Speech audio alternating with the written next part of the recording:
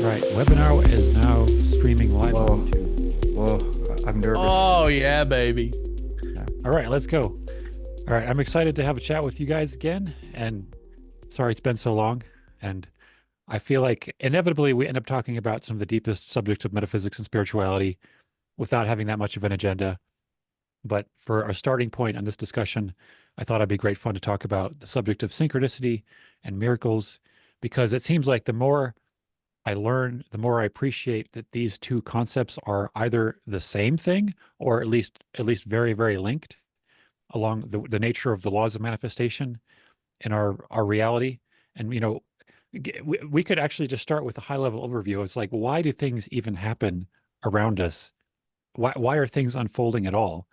And there's the physics theories that and of course physics theories break down once you go really tiny into quantum physics, and it's like, oops, metaphysics seems to be interrelated with quantum physics, but it's hard for physicists even to pin down what that relationship has to be based on the a very bizarre language that different quantum physicists may be using to try to justify what would appear to be randomness or probability in the unfolding of the universe. And you really can't get around either meaning based on metaphysics or apparent randomness that has no meaning as being more foundational to why things unfold. Um, I was thinking one example we could say, we know that the sun is the source of the heating of the seasons. And we know that as it gets colder, because the Earth is on a different side of the sun, we're going to have some differences. And this is not caused by everyone collectively agreeing, I think I need it to be cold outside because I'm just attracting that energy of coldness in my life right now. We don't usually talk about seasons that way. We try to kind of have some trust that there's some degree of order and structuring to the hierarchy of the lessons that we're being placed in, that we're being dumped in a colder room in wintertime to all go through the cold lesson a little bit more. And for that part of the world, we can easily just move, I suppose. But um, at this point in time, at least, it seems that the wind is pushing around air in a random pattern. So you don't really know if it's going to be hot or cold on a day like today. Uh, and the weather people can't ever get it right. So there's a certain randomness there. And of course, people have speculations about the degree to which the weather is caused by the thoughts of the people in the region that are experiencing that weather. And sometimes if you look at the weather map, you'll notice there's conspicuous lines of cloud formations around where there's populated areas. If you pay enough attention, I think that's something that can almost be analyzed statistically. I think people should be trying that more. Um, but anyway, I'm talking about right now why do things happen? What percentage of this is physically related, and what percentage of this is metaphysically or spiritually connected? Why things are unfolding? I think it's kind of layered, like kind of like a fractal layer almost, right?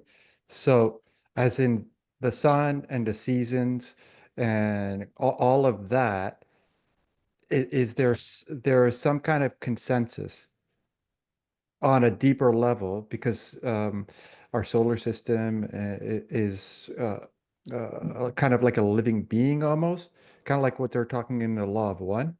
It's kind of like a being, and then those beings in that system have a consensus of how things could be. But then it fractals down to like say uh, the world, to each country, to each town, to each city, to each person. Like I remember when I was in Sedona, they had some like gnarly atmospheric cloud phenomenon that seemed to be man-made, YouTube friendly, seemed to be man-made, right? And I just took up my drum, which is right there.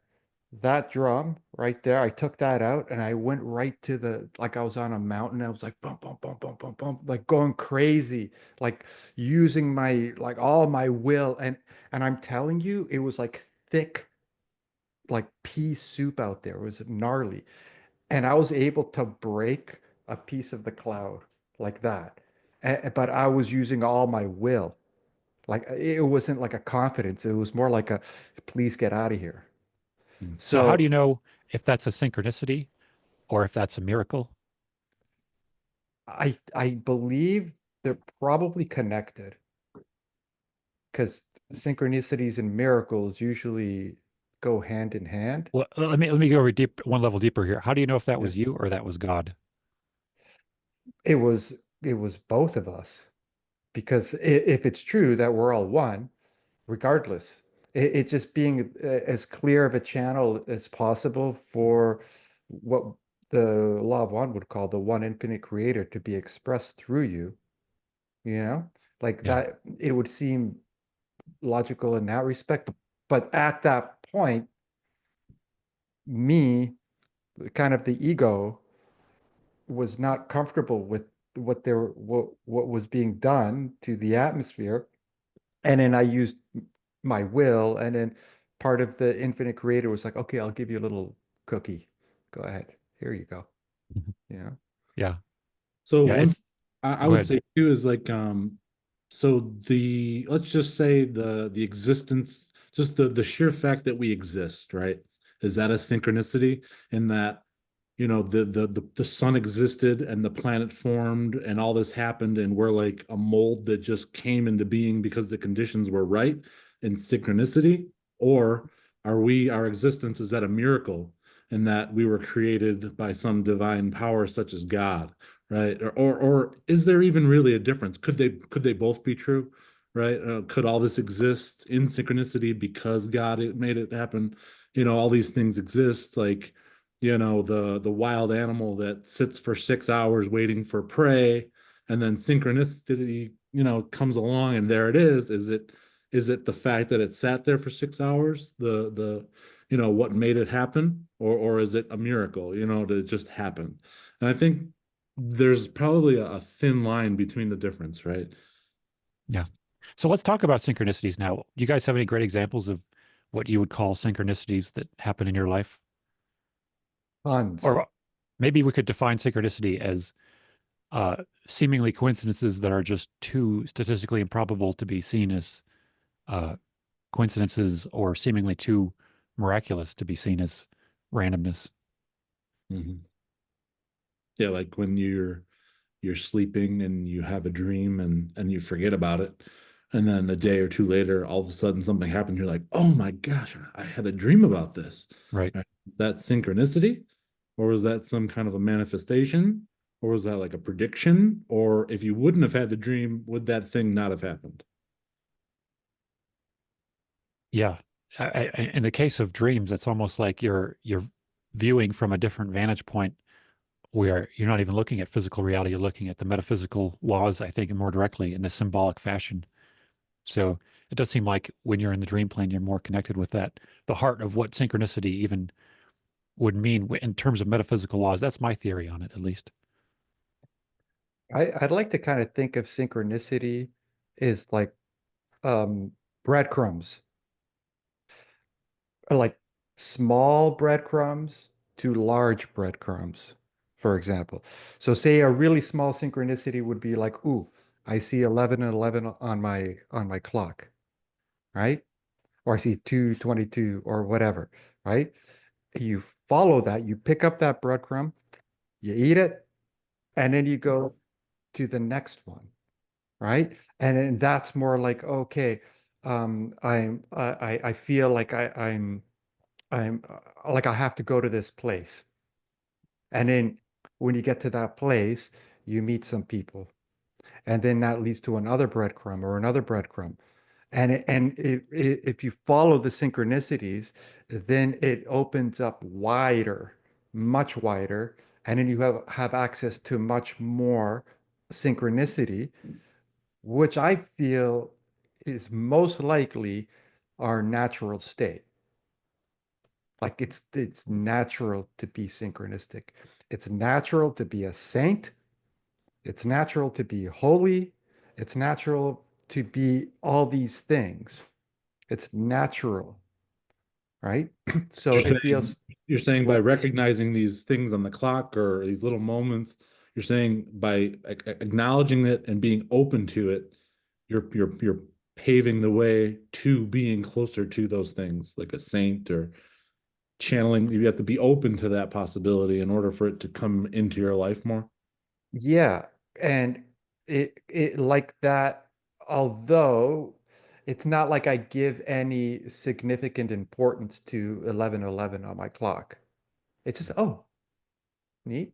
And then, oh, something up. Oh, a lane opened on the highway. Oh, yeah. Oh, the gas is cheap at this gas station. Wow. Oh, okay. Oh, okay. And then it keeps on going, as in things just open up. And I remember because I was setting up my studio for the last 2 days, and I was listening to our old uh, streams on Ascension Works. I listened to all three of our conversations. It took me that long to figure things out. So I was like, yeah, I might as well listen to the guys and see what it was like and blah blah blah blah. And I remember Randy mentioned that it was kind of like, do you go with the flow or do you go against the grain? Like going with the flow upstream type of thing, right? And I find that a very apt example. Is like synchronicity is just kind of like going with the flow of the stream. And I feel one important other aspect to this is not identifying overly that I'm the one who has the special number or something. And then Mhm. and it's like I think it's the same way with miracles too. And I think this is also connected to why the Bible records and the Law of One books record that Jesus was saying, tell no one when there would be a magical positive working. And the admonition, make sure you're not telling people about this, sort of protects the magic, the miracle. It protects it from other people's skepticism and disbelief, being a form of infringement of their free will, and it protects it from you going down a path where you're seeing yourself in a way that is throwing you off your spiritual course because you're filled with pride or narcissism or something. Mhm. So, um, uh, I guess we could go down that path of the nature of the miracles more too. But I definitely agree with this concept, and I've noticed it myself that and it I, I guess I could say that it certainly happened to me when I was a child, and I didn't have anyone to talk to about it. When I first got a digital watch, I went around door to door selling stuff uh, in order to get a little digital watch that had the minutes and the seconds showing as numbers so that I could see. And there was a particular number, I'm not going to share what it is yet, but a particular number that's following me my whole life. And I saw the minute and the second line up. I would just glance down randomly. It'd be the same minute, same second. Every hour I'd check. I just kept seeing it over and over. And I'm like, that is really weird. And and it started to become more of a religious thing for me before I knew anyone, talking about that is a phenomenon that many people experience. But eventually it followed me throughout my life and it was sort of like a guide on different in different ways. And I've noticed that there are some synchronicities more than others. For example, the tones in the ear. When I get a tone in the right ear, this is something what the Law of One books talk about too. It seems to be a positive signal that if you're, and it seems to happen when I'm questioning, like, am I on the right track or not? And if I get a signal in my right ear, then I usually will interpret that as yes, I'm on the right track to be of service to others. And if it's a signal in my left ear, I often will interpret that as maybe that's not the right path for. But it's hard to know what to associate the tones when you receive tones, what to associate with, and it's hard to know what to associate the numbers with because you can become completely paranoid and be like, oh no. And many people are on this trip now of there are negative synchronicities and there are negative entities who are causing the synchronicity.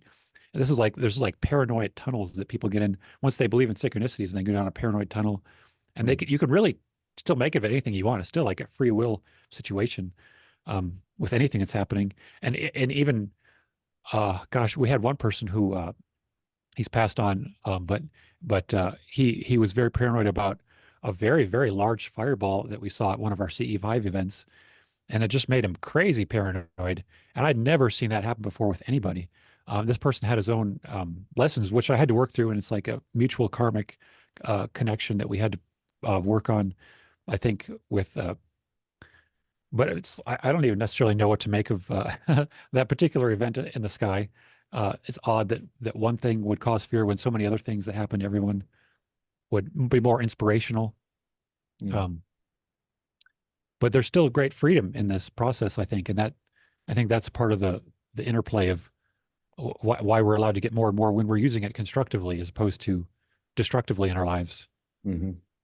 Well, one thing that I think could be helpful, which I find very helpful, anything that happens in my life situation, I'm like, that's exactly what needed to happen.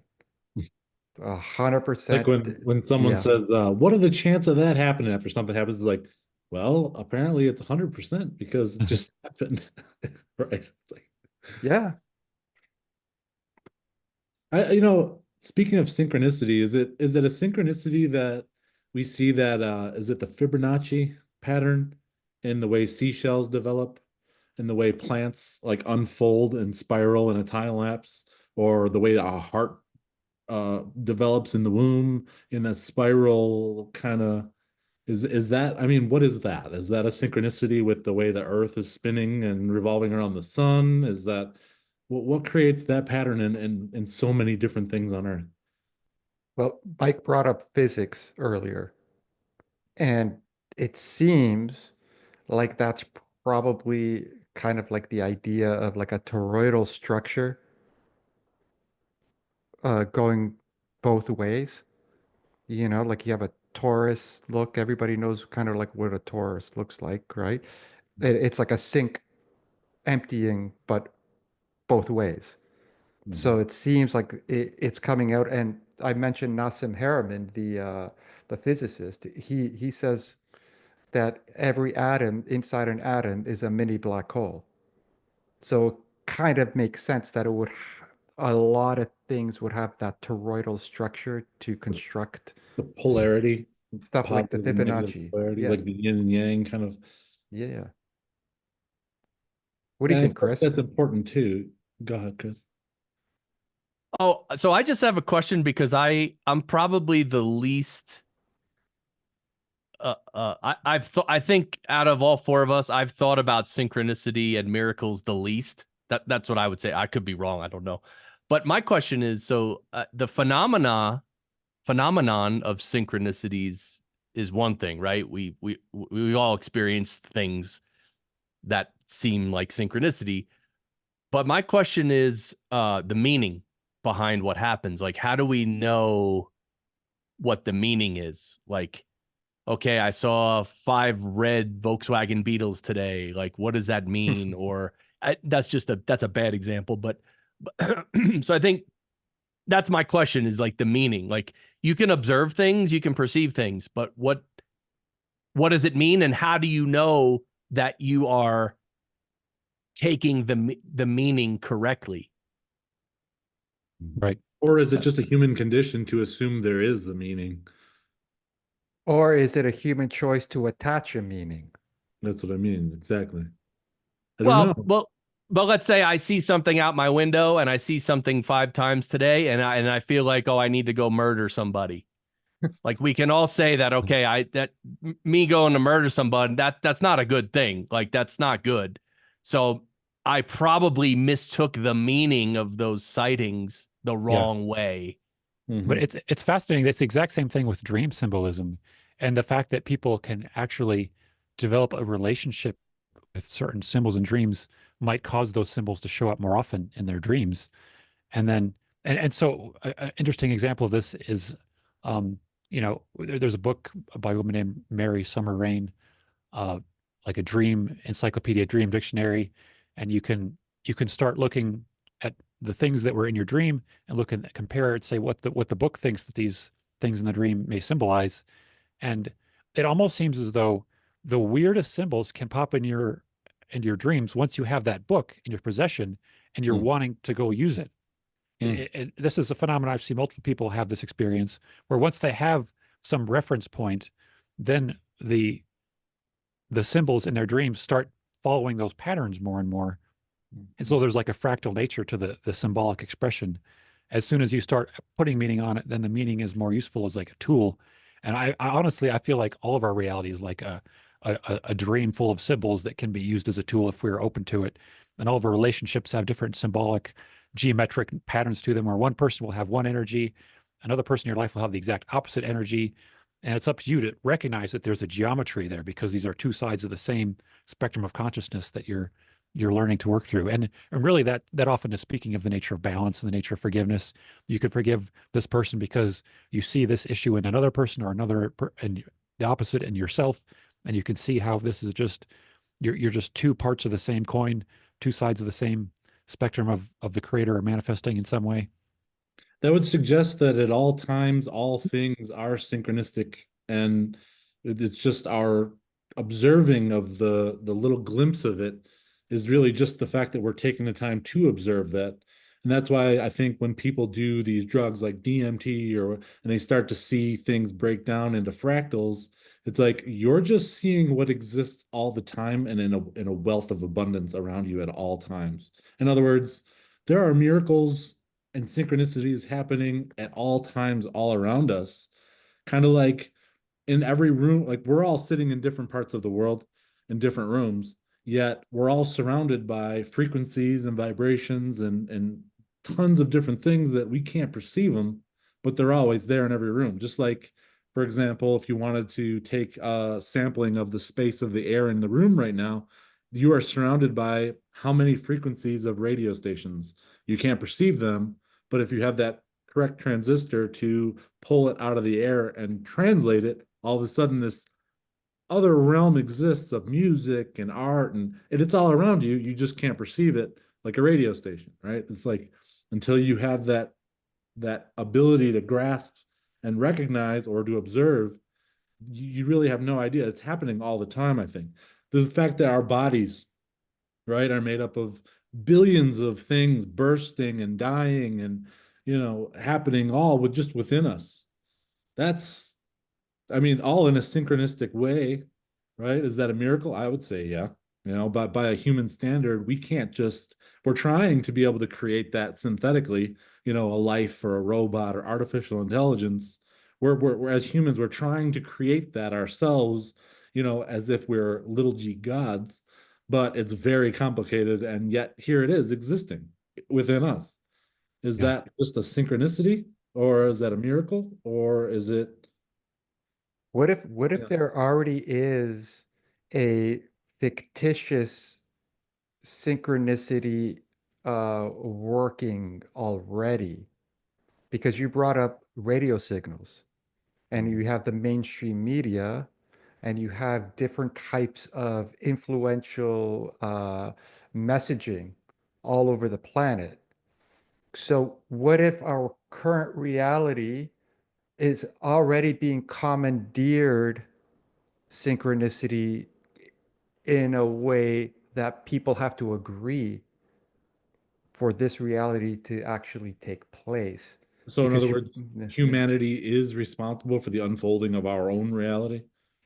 well, there are people who want to broadcast their perspectives, and then they have a larger microphone or platform to be able to do that, and it reaches the most amount of people.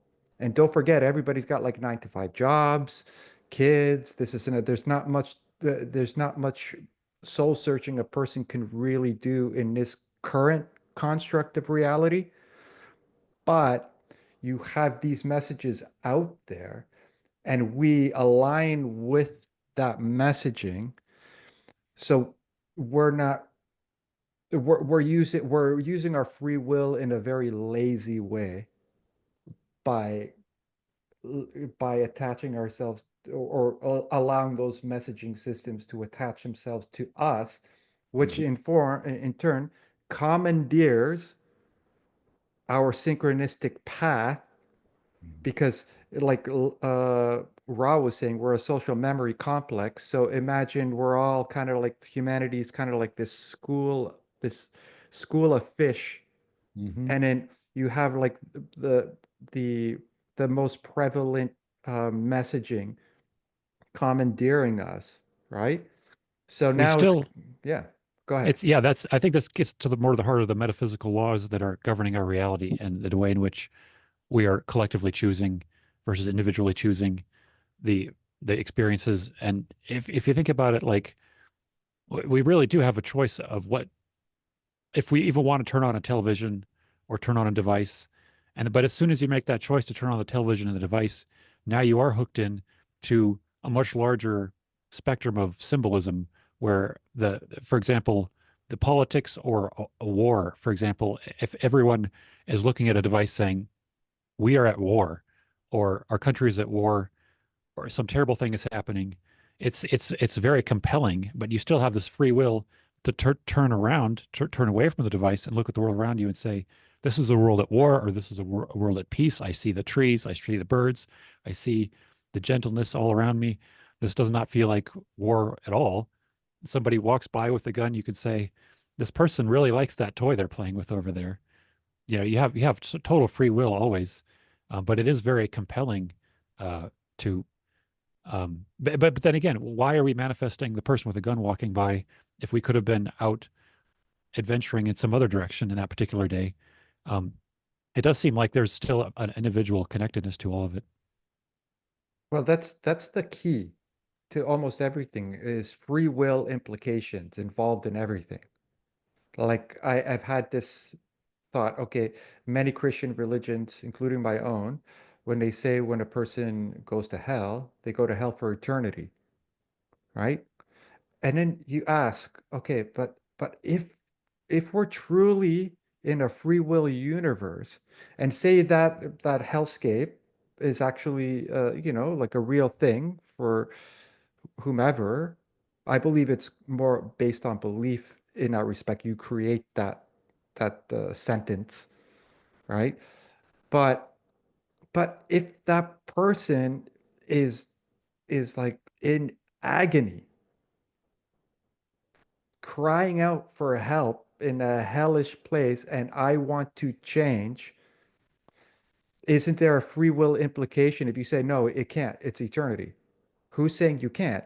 Who's saying you can't get through hell and start to ascend to something greater, right?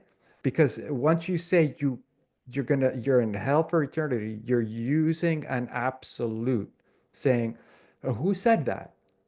Okay, there's a lot of people who said that, but but and so that's if somebody has a free will, is it free will except for Hmm. the situation, Does free will right? cease to exist if you if Yeah. you find yourself in hell? Yeah. And I completely believe there are realms that are hell and heaven and everything in between. But I don't subscribe to the idea of like, oh, it's eternity in one particular state or vibration, right? Like to me, it's removing that ability of having true free will, right? Let's let me break this down into a simple example that seems related to me is like, let's say a person has been feeling like they're in hell because they have a back pain or something. And this is what Randy was talking about with the complexity of the body. And you could say that the back pain is there as a teacher, and the back pain is showing you, you need to slow down, or you need to um, not feel as burdened. There could be metaphysical layers to this that are hard to appreciate for people, but inevitably that back pain is trying to, uh, well, if it is trying to teach you something, is it any less of a miracle than the healing that would bring about the lessening of the back pain? Because once the source of the distortion of the back pain is identified, now you have more balance in your life.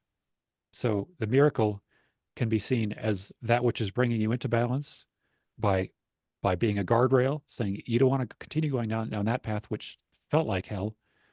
And you could say the miracle is the release from it, but you still are going to pick another direction. You figure out if that direction is in balance or not. Um, Well, so do you want to hear something, a question I'll ask that might really cook your noodle? And it's like, this is way down the rabbit hole. All right. Where is eternity? Where is eternity? Where? Where is space? Everywhere. Yeah, okay. So now this gets into the health thing. That person with the back pain, right? That person with the back pain is now in eternity. If eternity is now and it's everywhere and it's space, they're in eternity. This moment is eternal. That back pain in this moment is eternal suffering in that back pain. And it is a hell and it's eternal, right? So you can have your cake and eat it too with this for Christian people and whatever. Because this moment right now is completely full, it's real, it's complete, it's whole, it's whatever. I'm we can it's self-evident that now is happening. So if now is happening and in just a few seconds ago that now has quote unquote passed, but that now has got to be full, right? So it's like a picture frame of the whole film strip of reality. And in that picture frame, which is always that back pain, right? You're still in eternal hell in that back pain. But now the now has changed its formation. You don't have back pain anymore. And now you're potentially in heaven, right? And I do wonder how much pain is caused by a desire to believe in the ego that is the one who is in pain, and how much pain is caused by on some level an enjoyment of the view of the identity that is stuck in that situation, as opposed to releasing it and saying, I'm no longer tied to this particular hell experience, and I can go within and I can find a new reality that has none of the attachments to any of this current reality. Well, I think there's language issues with it too, because the languages are kind of like casting spells. That's why there's a famous meme out there saying that's why it's called spelling, right? So when people say in general, I'm hungry, I'm thirsty, right? I'm not hungry. I feel hungry. I'm not thirsty. I feel thirsty because I'm hungry is not my identity. I feel hungry is actually a more accurate way of saying it, that I feel hungry, right? Because Mm. I'm not hungry. Well, like That a little yeah. kid, I'd say, "Hey, Dad, can you make me a sandwich?" And he'd say, "Poof, you're a sandwich." It's like you're Yeah. not making me a sandwich; you're making a sandwich for me, right? Yeah, yeah. That's great. I like that. Can I use that? Sure. Uh, And are we at war? Are we at war, or are we perceiving that there is belief in conflict, um, that is seemingly continuing around us? It feels like this is an endless source of identification when we start to look at it differently. That just everything is just attachment to an apparent reality that is pretty well consistent when we wake up every morning. Of course, when we dream, it's not consistent at all. It Well, could just be. this is it's interesting that we're talking about this, and it makes me think about how primitive spoken language truly is. And it's like words don't exist to describe all the things yet, and we've kind of just accepted this language. And as we proceed on with the decades, language seems to be getting less and less evolved instead of the other way around. where we should be getting more and more communicative, and we're getting less and less with emotes and lazy brains and all these things. Because just even when you look at science, right? And I had a discussion the other day about this: is science the ultimate thing, or is science humanity's attempt to translate and understand God's creation? Right? And it's like, I think science is always trying to evolve, and it's always changing, and oh, we now know this and we now know that. But yet the truth always existed. We're just attempting to discover and decipher this truth that already exists, right? And it's like, we live in this complex world with these complex bodies and these spirits and souls that we really have no idea about. And science it likes to parade around like it's this ultimate authority, but really, given that we're just still developing our language and our understanding of this reality and this world and this chaos of these lives, we don't know too much, really. I mean, we know a fraction for sure, but yet whether we know it or not, it all exists, right? The world spins, nature exists, and animals hunt instinctively, and bees are born knowing how to forage for pollen and create honey in these honeycombs. And how is it that bees all across the world all develop and create these honeycombs in these shapes? And there's more going on than like just communicating with language, right? I mean, bees communicate through vibration and temperature, and but all of this exists. Whether or not we can recognize it and decode it and decipher it, it all exists. So are we really the masters here of this reality, or are we just, kind of along for the ride, you know? I think it's both. And plus, if science, true science, as in like the scientific process, truly is taking place, it's right out of what Jesus said. Science to me is seek and you will find. Mhm. That's what true science to me is. It's like you're looking for it, it seek the truth, and the truth shall set you free. That's another one. Like when you find something, like for example, like free energy. It's a perfect example. If you find that, and that's the truth about energy, and then you release it, what happens? It's free. We're free in that respect, right? It's like So the static electricity, or Yeah. So the there's teachers all are, around us. yeah, so our teachers, our spiritual teachers from the, antiquity, different faiths, religions and stuff, they all had basically the same type of guidelines or guidance or suggestions or what's it called? Uh what's that thing when you tell some like commands, commandments to look, there you go. It's pointing in a particular direction. So I'm debating how far we should get into some more esoteric discussions now, such as the working with our reality more intentionally, which is uh, potentially what could be called a metaphysical or spiritual science or a magical science. And I was just having a discussion with my wife yesterday about how funny it is. I don't know if there's been any studies done on like different religious groups who pray over their food.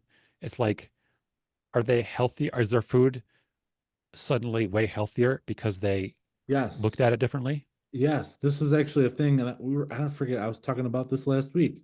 Is that when you there was a thing where a bunch of people sat around and passed around a bottle of water.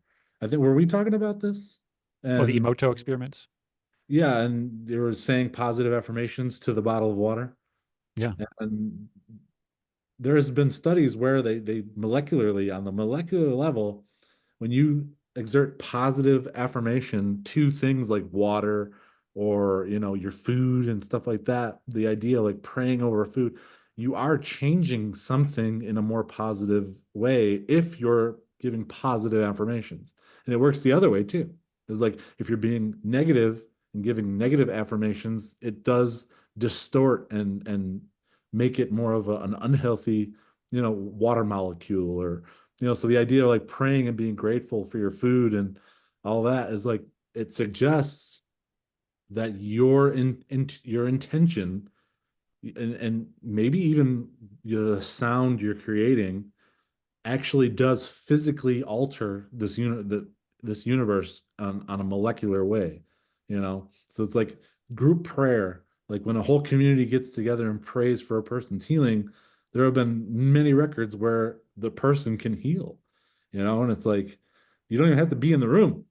It's like quantum entanglement. Like you can, once you're focused on something, an object or a person, and you truly do focus and send your frequency, your vibration, or your wavelength to that thing or that person without even being in the room or in the same country, you can instantly send and affect the matter of that person or that thing. That suggests we do not live in the world the average person thinks. I've actually seen that a lot on social media when big big accounts say, Mhm. "Oh my God, I'm feeling something," or "My friend is feeling ill," or whatever, hospital, this and that, and then the next day they're like, "Oh my gosh, thank you for all the prayers. It worked." Mhm. Definitely, I agree. Moving the blocks in the pyramids. For all we know, it could have been 30 people standing in a circle around the blocks and emitting this sound or this frequency or this loving spirit or who knows what. I mean, the fact that we're just now being able to talk about these things as if we're first discovering them for the first time, we're not even calculating in something that, there might be a way to, use a piece of technology to amplify these things, you know, Right. whether it's a pyramid shape or a wand, like, Hollywood. Just the term Hollywood is derived from the idea that the holly tree has properties that amplify spells, and your intentions, and using these tools of this world are it's like hidden knowledge, that we're just starting to re-tap into. I feel like this isn't a lost thing that was known once, and maybe the libraries of Alexandria or deep in the Vatican, there are instructions on this. I don't know, but So I think there's multiple layers to this discussion that we could talk about with um, I'm really fascinated by the fact that if you take somebody like Uri Geller, for example, who was doing uh, was it spoon bending, Yeah. various things like that seem to be psychic phenomenon, and psychic phenomenon is another interesting example that may interrelate with this, where it seemed as though he was gaining credibility and maybe lost some when he went on like a public show and there was a bunch of skeptics around him. And I think he might have said, like, it just doesn't work in this environment.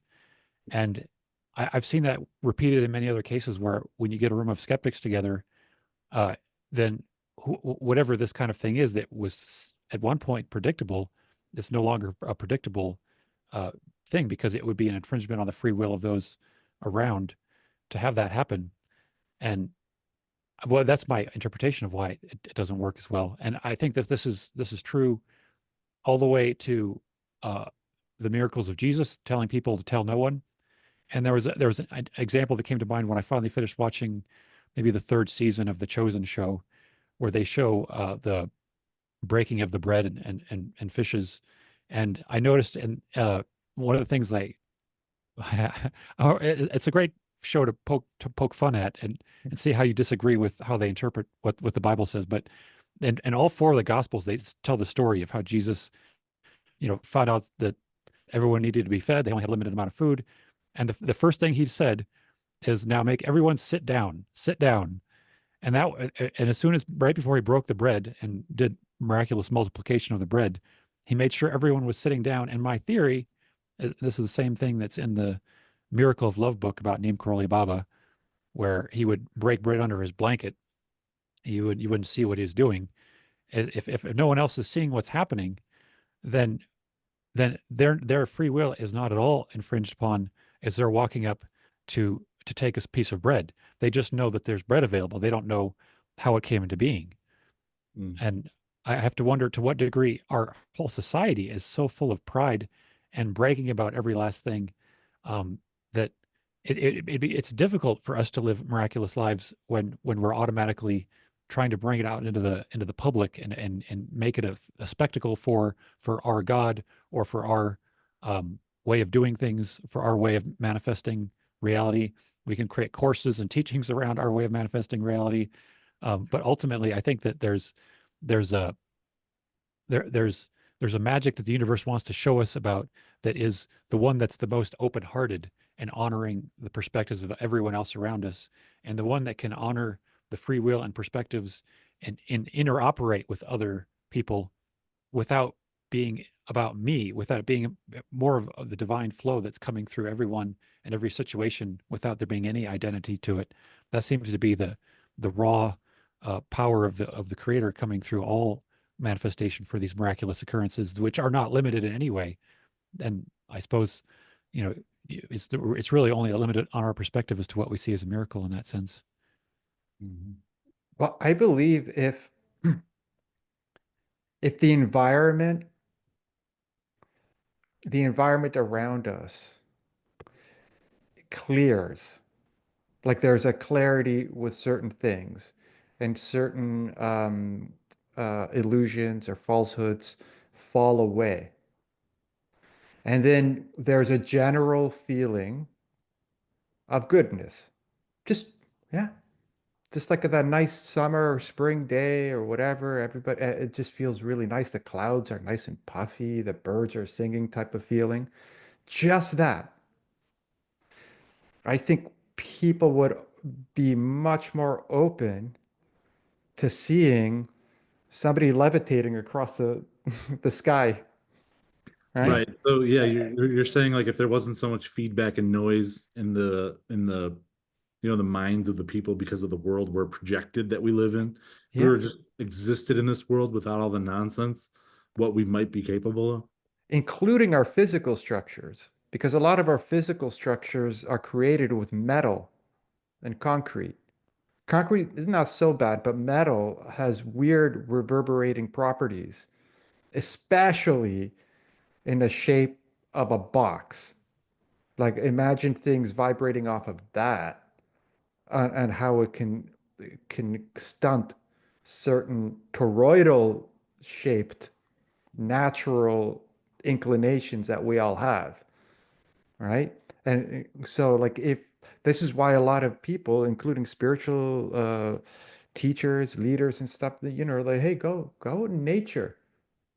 And when you go out in nature, you feel suddenly like, yeah, There's no right angles in nature. yeah, or left angles. Sorry, I have no. No, but that's the environment needs to have some type of uh, coherence.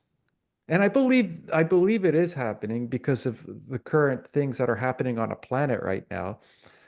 I really feel all this stuff, like good, bad, everything in between, is like purging, like taking your puke bucket out and just bleh, letting it out. Like the earth is puking in its puke bucket right now. It's like And every day yeah. there's more feedback, more nonsense, more distraction, more, theater unfolding. Hey, look this, focus on this, look at this, focus on this. It's like, well, everyone just shut up. Yeah, but would you rather that stuff stay inside, or would you rather want it to express itself and come out and fully express everything it needed to express? Because that consciousness is like this traumatized child that needs to scream at their parents and let everything out. Yeah, I And guess you're right, so because yeah, let it yeah, all out, right? And then it's up yeah. to us. We can tune it out, you know, turn it off. But even if I tune it Go out in out, nature. am I removing my attention from it in a compassionate way? Like as in like I had this crazy thought. Again, going back to the religious thing about like hell and whatever, right? I was like, and so there's this idea of like like uh people go to heaven, people go to hell. I'm like, I would not want to leave this reality or any fractal of reality or level of reality unless everybody's with me, unless everybody's there. If there's somebody down on a ditch in a hellish zone, I wouldn't want to progress until that person progresses. Hmm. I Well, that's wouldn't want to. generous of you. You know, but I I would wouldn't get the no, hell out of here as quick as I could. no, because if I did, right, then uh, I don't know, I'd just feel very I wouldn't feel complete. Hmm. And this Unfinished is mission. Yeah, and this is where it feels like the idea of this social memory complex idea, it's that the whole planet is together. One person could speak for all. Doesn't matter who. You could pick whatever person on that planet, they could speak for everyone. So it's kind of like that dude in the ditch. It doesn't feel complete. I'd rather humanity complete Yeah. together And and it move is on. a giant mess to get tangled in, but it almost feels like we are being pushed and pushed into the tangle more. Even if we try to step back from it, everything's so interconnected and integrated. It's hard to just go live in a cabin in the woods all alone and have everything you need, because it is so much easier to go to a Walmart and be integrated with all the products that they have that do everything you need. And if it gets to a point where we can't as easily do commerce because things start collapsing as a society, we'll have to work together even more on a more deep level to start rebuilding the bonds of communities that would that have been broken by the system monopolizing and controlling every little facet of our reality. But so there's advantage, I think, either way, um, as long as we have to deal with other people and break through the blockages to being able to have ways to collaborate, work together to make our reality at least as good as it is and improving consistently, which people are generally trying to do. They're trying to have an easier life, but then they turn on the TV and it's like, oops, now we have all these other things to worry about. We have to figure out who to vote for, and we have our parents, and it's affecting everyone. This election, I'm so happy and excited that we're being pushed to break through into love for each other, which does not care about all the political junk, but people are so attached to so many different facets of what's it's really like just it's like a tiny portion of our reality are the issues that are being debated in the left versus right spectrum. It's just those issues happen to be the most divisive and most almost like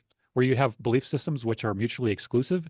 And so therefore you just can't wrap your head around the other person's belief system if you're totally on one side or the other. Uh, but of course, you can find a way to open your heart if you fully take in both sides. And I sure wish it was legal to vote as both a Democrat and a Republican. That would be so much fun to me that we would have those kinds of discussions all happening in both political parties. Or if we Um, could just vote on the issues ourselves. yeah, yeah, true. Issue-based voting would be fun too. Um, but that's not what this is about. This is about the people more, or learning to love each other, I guess. Yeah, and I would like to see the world come together more too. It's not, yeah, I mean, of course, like every country's citizens should be their country first, right? Like in China, if you're from China and you're Chinese, you should be China first, right? You should be concerned about your family and your those closest to you. But I feel like on average, every country, the general population of that country would get along with the general population of every other country, right? So, oh, we're going to war with Russia. Why? The majority of Americans would probably get along with the majority of Russians. We all just want to be comfortable, love our families, eat good food, and be healthy. I mean, why do we all, it's not the citizenry that necessarily has beef with each other. It's the governments that need to fight, so why don't we just take the leaders and make them, either get rid of them or put them in a ring and let them fight. I mean, I just don't think that the average person in any country is generally a bad person, right? I think that we're all pretty much the same everywhere. We're just a different seasoning, we're different flavored people, but you know, they just want to live their life, be left alone, love their family, enjoy some, good food and relax. And, it's like, it's not that complicated. It's like Well, all these issues of this or that, or this, like polarizing things to keep us divided. let's just we need to talk more. Like Chinese people need to talk more with Russian people, and with both of those need to talk to American people, Australian people. Like we need to have some kind of way where we can all talk together, right? Like when I open up Twitter X, I don't see Chinese people, right? I see all the American people. Well, we have digital ability to translate one another. Why aren't we interfacing more with each other?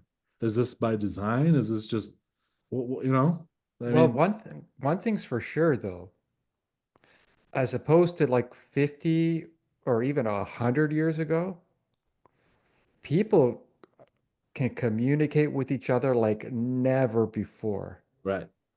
It's like we're Never. right there, right? Huge. Like that. And that's why I think like the Yeah. whole idea of like a one world or a new world order is like projected as this horrible thing, but it's like, would it be?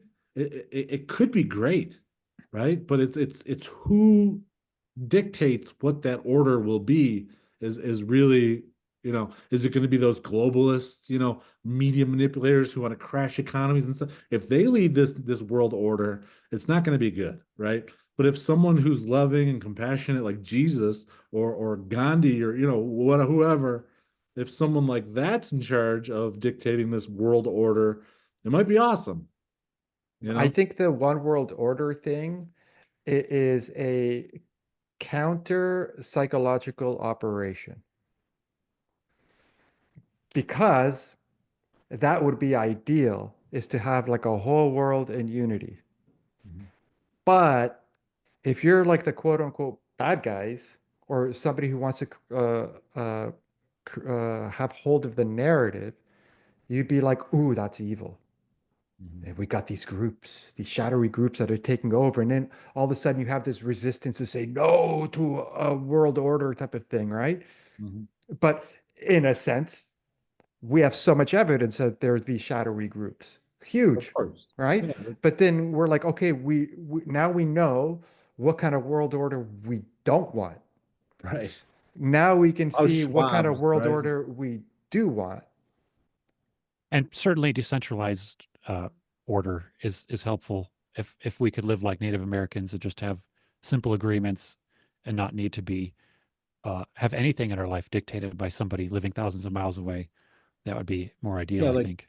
that's important to point out, right? Is like the Native Americans, they had a lot that was right, right? Don't get it twisted though.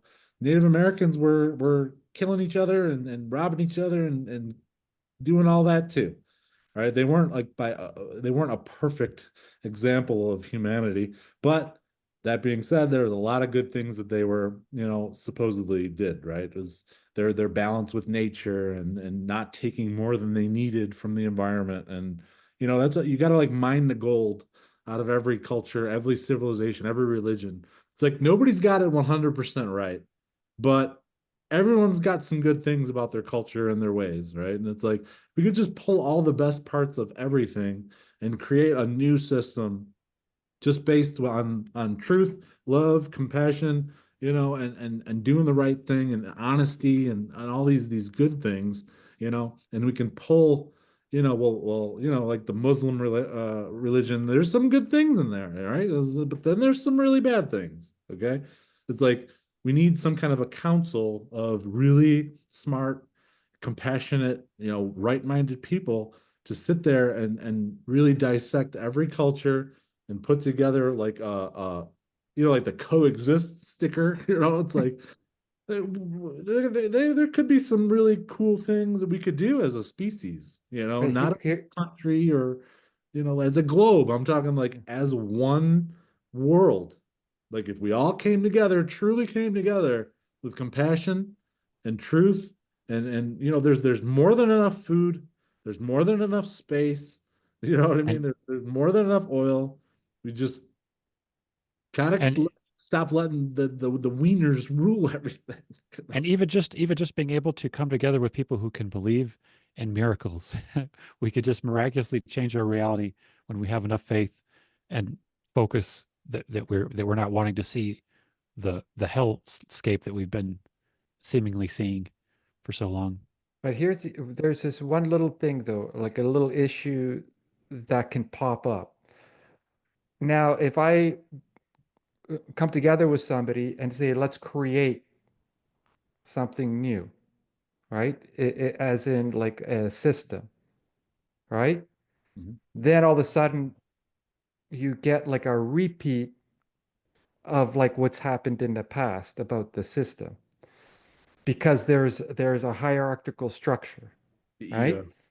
So what I feel is probably the best course is you empower the people with tools that allow them to be self-governing, self-reliant.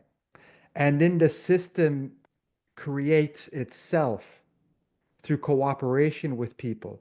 Like, for example, very simple. If everybody has the ability on their own to have food, water, shelter, clothing, a relevant education, right? And an unlimited amount of energy that you'd never have to pay for, right? Mhm. So there's a whole bunch of stuff that's just removed from a system or a bunch of systems, right? Now we're in a good spot. We don't have to worry about those things anymore. Now, imagine everybody on the planet, every family had that. We get there are projects that pop up.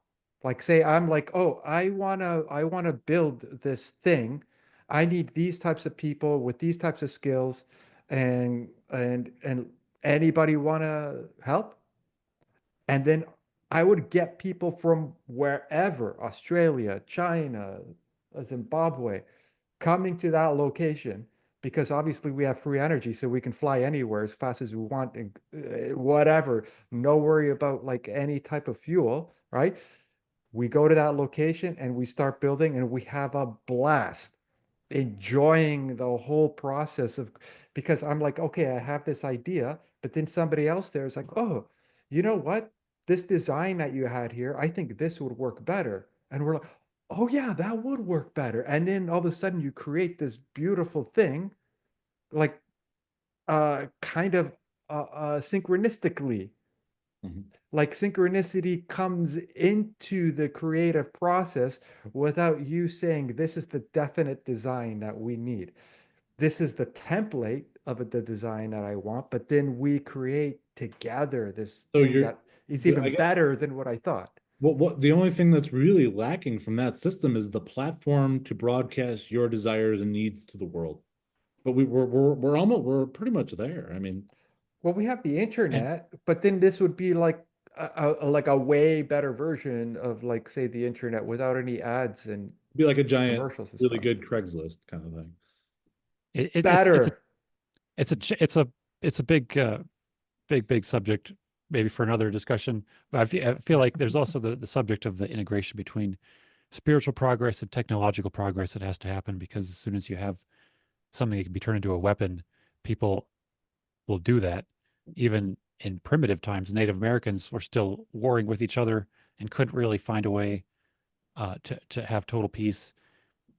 Even with very limited technology, they were using what technology they did have in waging war because of the human condition, because of the plague on the spiritual side of our collective, which is there's just some sort of collective uh, Fear. rot that hasn't been broken through. But I want to go to Chris also, if you have any thoughts on these particular subjects before we go back into maybe closing it out with some discussion of the metaphysics of the miracle that we're seeking. Oh, sure. Yeah, I had some thoughts on the miracle topic too, but yeah, I mean the new world order and all this stuff. This is a great discussion. I love it. I talk about it pretty much every day because I do a show about Bitcoin, and I'm also big into Nostr, which, by the way, Nostr is the solution that you're thinking of, a decentralized social media that can't be controlled by anyone, and it's already there. It's called Nostr.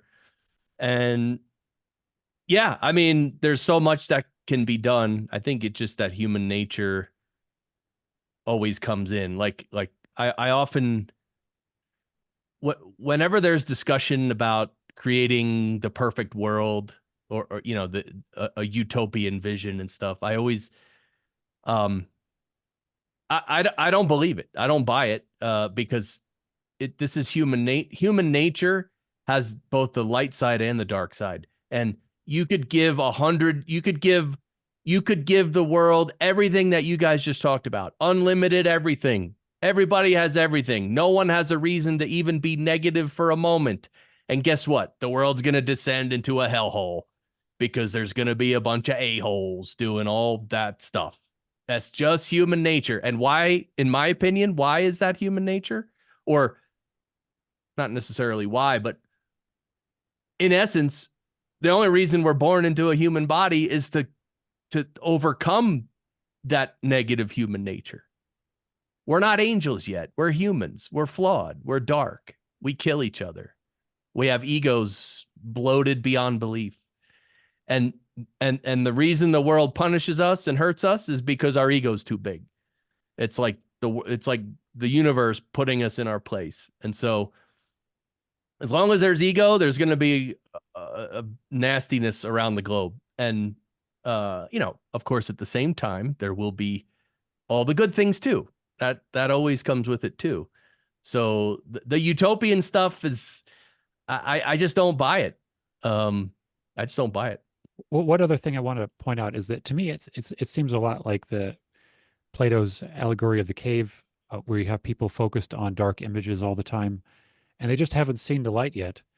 And so if you're always focused on, well, I need to get ahead as much as possible, and it doesn't matter how great technology is or how great my life is, I'm not going to interpret this as time to be loving and optimistic and hopeful, because I just need to focus on what I've known and in these dark shadows of my reality. But I feel like this is ultimately like we're here to find all the people who are mulling in darkness and find some way to show them a little bit more light, to crack their eyes open to the idea that there is a better way. And it's like an ongoing process, and people are just so wanting the world the way it is that they just have to be broken out of it gradually, piece by piece, person by person. I think if you can help one person in your life, that's enough. If you can bring one person in your life to a greater state of peace and joy and love, and you can enjoy that with them, then that is progress. Just one person at a time is what needs to happen at a minimum, I think. So Well, here's But one Chris thing is too right, that though. I noticed as well, because with Chris's comments, which I agree, there's dark and light, but to be creative, you need contrast. If you're going to paint a painting, you need to put the shadows in there. You need to have that contrast, right? And a utopian world where people think is utopia is there's like no contrast.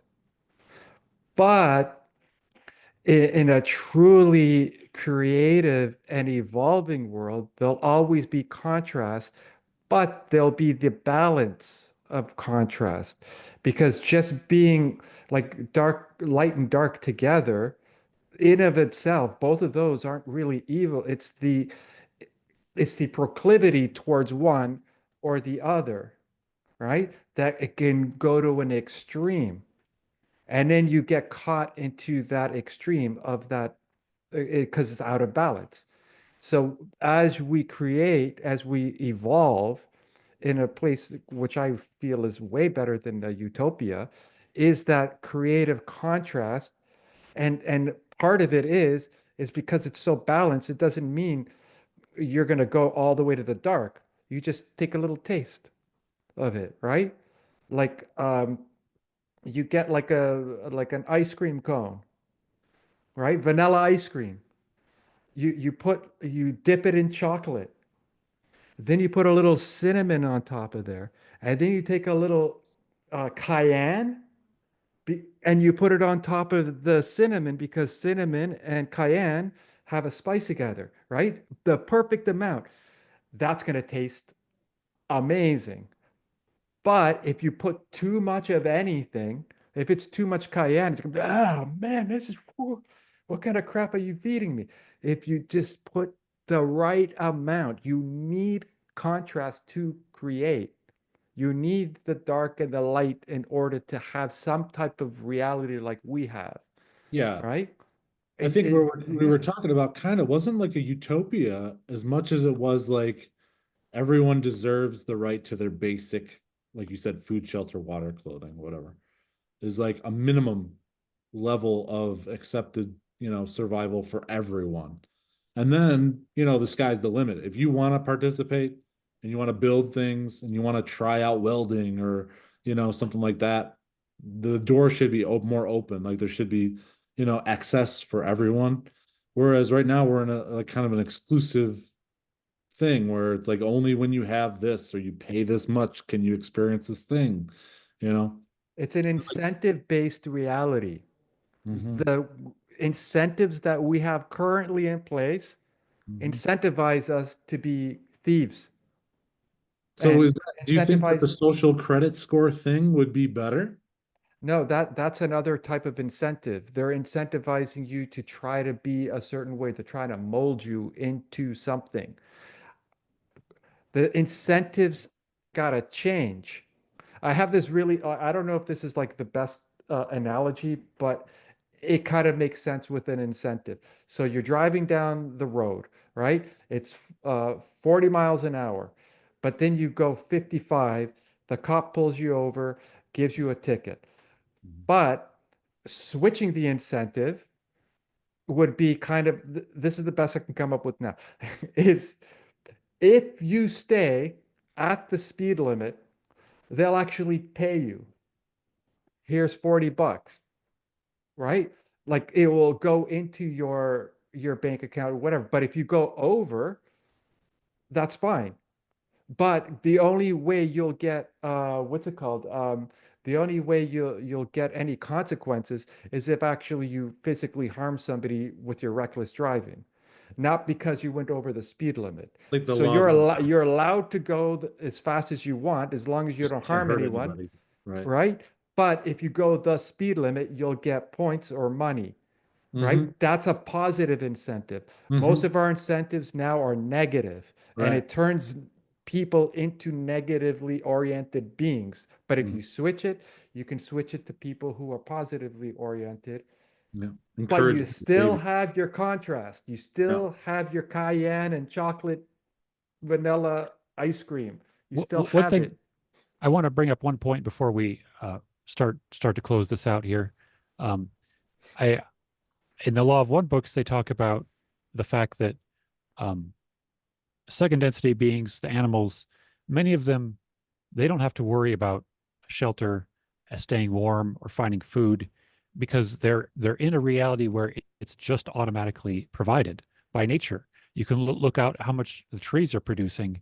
The trees will produce things that humans have trouble digesting, and animals will have enough fur that they don't need to worry about having shelter. But they said specifically that the loss of as we evolved into, well, I mean, I should say, as this particular physical form evolved out of second density forms like the apes who had all this hair, the loss of hair was intended to weaken us specifically for the purpose of forcing us to deal with one another. And because we can't do it all alone, we simply are needing one another to help us reach our basic needs. And the fact, this is the spice, the fact that we have to deal with one another, whatever it is our interactions turn out to be, is like it's providing a platform for the miracles of love and healing and progress and growth to continue to accelerate. And Mm. so whatever's happening, it's an acceleration, I think, for everyone to look at their lessons in a new lens, to deal with others with love. Hopefully, is what the lesson is, that people are able to learn faster. Um, and in that sense, all the madness that's happening is still could be seen as synchronicity and miracles to bring us closer to the perfect point in our awareness of what is needed to break through the blockages of our society and of our individual energetic self to find the love and the light that propels us onward. So you're kind of saying that maybe tragedy could also be a miracle, Yeah, and that it ultimately leads us to fruition that would somehow benefit us individually or as a group. right. It's And it seems like, arguable that tragedy is the only thing that can bring us back to where we should be. Hmm. yeah. Interesting. All I right. dig it.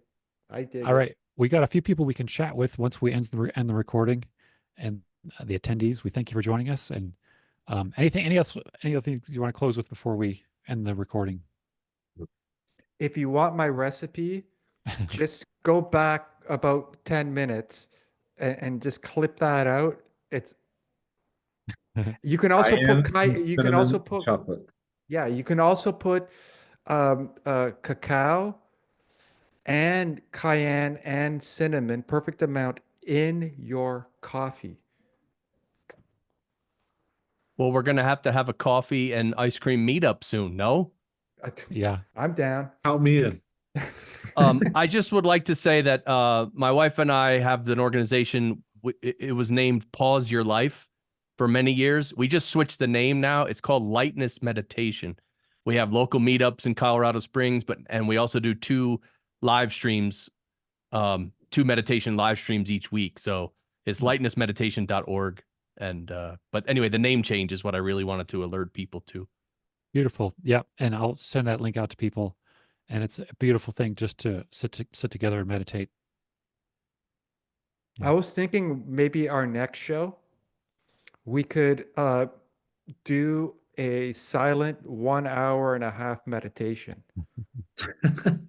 That is Chris's show. Just hop on No Chris's live talking. stream. But it's not that long though. That's a little lengthy there, right there. No, I think it will be fine. What about People will this? ascend and everything. We could do No we could do a 30 seconds of positive affirmation to try Yeah. to actually alter our own molecules towards one another. I am By the way, amazing. Can I just point out how You are. when I first brought up the name Mike in the meat suits, everybody just was like, "Oh my God, that's crazy." But now everybody loves it. I don't think it's crazy. It's funny. You know what I mean? Because we are, right? We're meat suits that just happen to have souls, right? All right. This has been great. Thank you. Thank you, so-called meat suits, for joining me. Take care.